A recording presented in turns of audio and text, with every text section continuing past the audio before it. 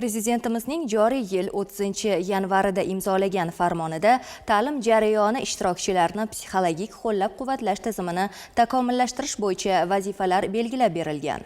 Mazkur vazifalar ijrosini ta'minlash maqsadida maktabgacha ta'lim tashkilotlari psixologlar uchun maktabgacha ta'lim tashkilotlaridagi psixoemotsional holatdagi muammolar va ularni oldini olish, shuningdek tarbiyalanuvchilar shaxsiyatini shakllantirish mavzusida o'quv seminari o'tkazilmoqda.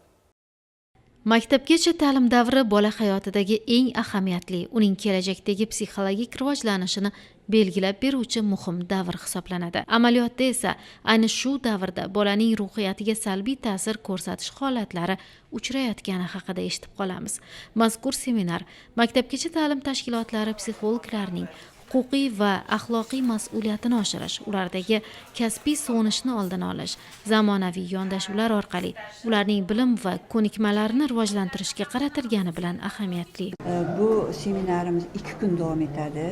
Bunda 26 soatga mo'ljallangan, ya'ni maxsus malaka oshirish kursi tashkil etamiz. 170 nafar psixolog kelgan.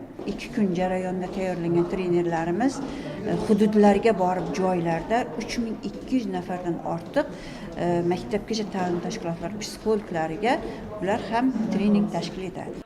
Seminarda ishtirokchilar psixosomatika, diagnostika metodlari va ularni qo'llash amaliyoti kabi ko'plab masalalar yuzasidan o'z bilimlarini mustahkamlash imkoniga ega bo'lishdi. Bizning trenerlarimiz juda ham bir ishtirokchilar uchun yaxshi mavzularni tayyorlagan ekan. Diagnostika turlari, bolalar bilan qanday ishlash, yangi kelgan bolalar bilan moslashish davrida qanday ishlash metodlari, usullari bilan hozir bizga trenerimiz yanada ham ko'proq ma'lumotlar bilan ulashdilar. 2 kun davomida ishtirokchilar neyropsixologiya, bog'liqlik nazariyasi, ota-onalar bilan hamkorlik, stresslarga bardoshlilik, inklyuziv guruhlarni tashkil etish yo'nalishlarida o'zaro bilim va tajriba almashishadi. Madina Umarova, G'ulomjon Oxunjonov, yoshlar.